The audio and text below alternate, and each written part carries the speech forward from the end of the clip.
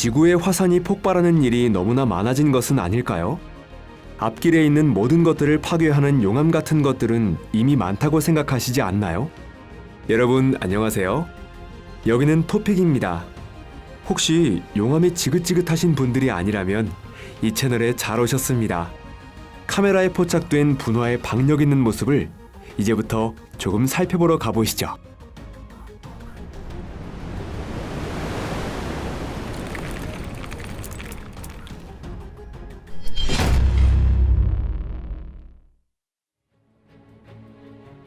시에라 네그라, 갈라파고스 제도.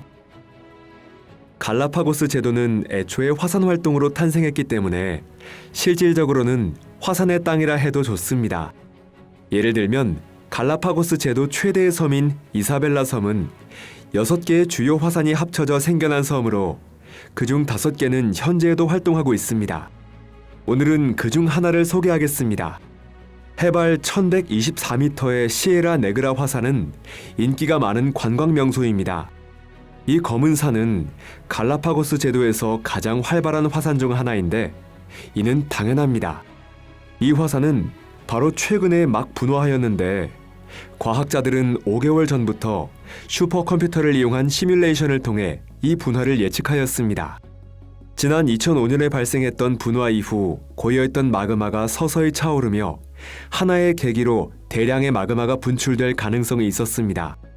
2018년 6월에 지진이 그 계기가 되어 이후 용암은 여름 내내 계속 흘러내렸습니다.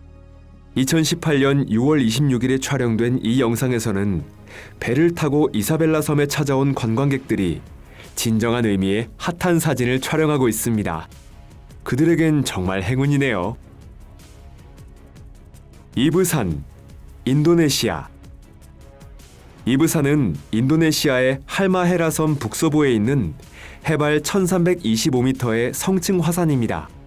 이 화산은 오랜 기간 대규모 분화가 일어나진 않았지만 때때로 신경질적인 본성을 드러내며 주위에 그 존재를 알립니다. 사람도 짜증나는 일이 쌓인 날에는 감정을 분출할 때가 있으니까요. 같은 느낌으로 이브산도 정기적으로 잿빛 기둥을 공중에 뿜어냅니다. 또 상당히 기분이 언짢을 때는 강한 불로 폭발을 일으키거나 녹아내린 용암 방울들을 주위에 흩뿌릴 때도 있습니다. 하지만 그 1초 후에는 카메라의 스위치를 꺼도 괜찮습니다. 왜냐하면 화산이 압력을 해방하고 고요함을 되찾았기 때문입니다. 이브산은 이런 성격입니다. 울프 화산, 갈라파고스 제도. 울프 화산 영상은 오늘 특집 중에서도 가장 아름다운 영상 중 하나입니다.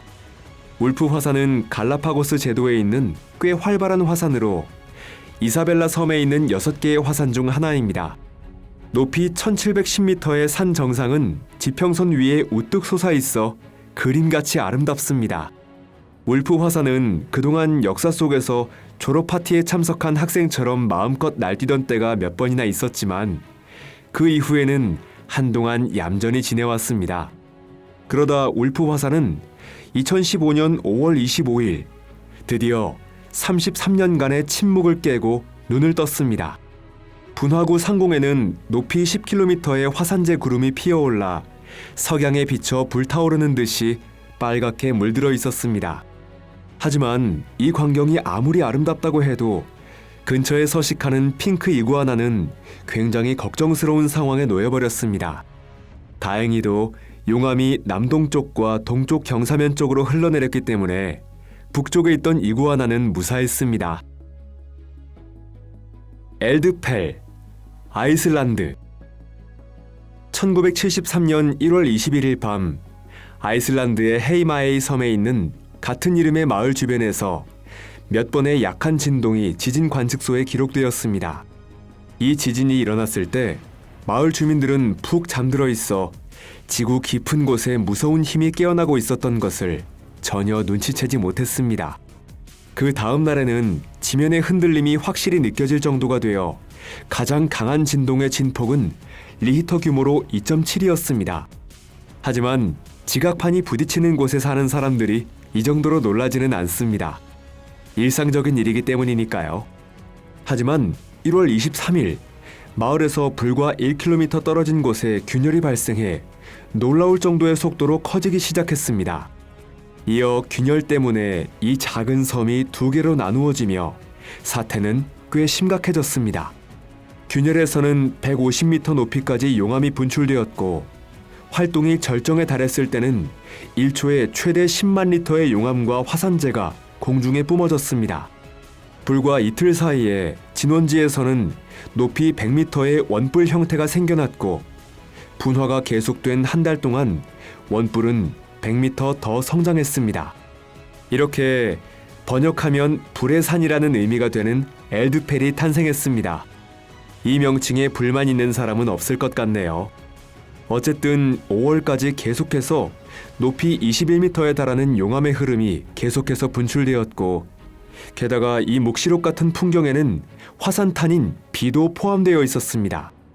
그럼 주민들은 어떻게 되었을까요? 걱정하지 않으셔도 됩니다.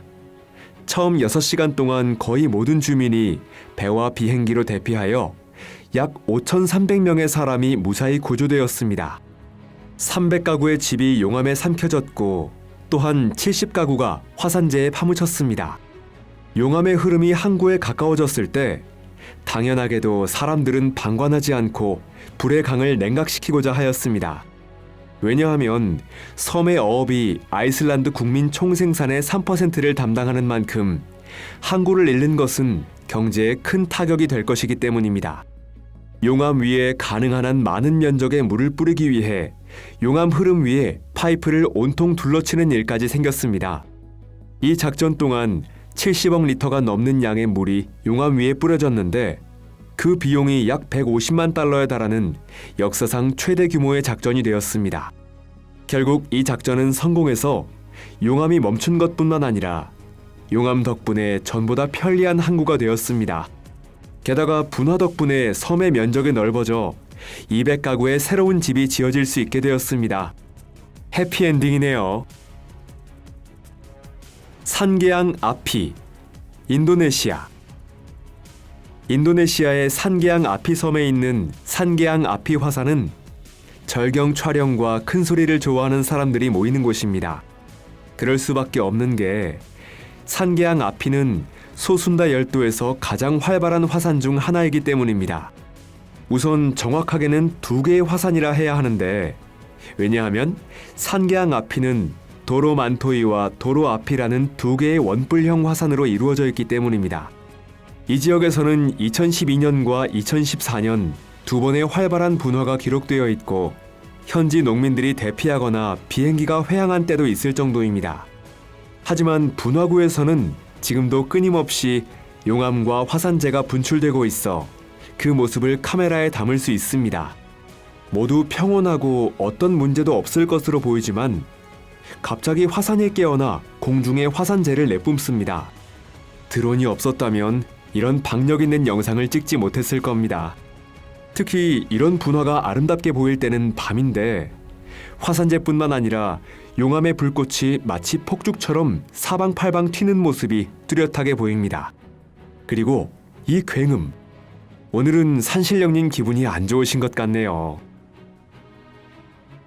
엘드봅 스바트첸기, 아이슬란드. 발음하기 어려운 파그라달스펴들이란 이름의 아이슬란드의 유명한 화산을 기억하시나요? 사실 이 화산은 그 활발한 활동 때문에 정기적으로 뉴스에 등장하는 것뿐만 아니라 다른 화산을 깨워주는 계기가 되기도 했습니다. 이 화산이 있는 장소는 그린다비크라는 도시 근처로 온천 휴양지인 블루라군의 옆입니다.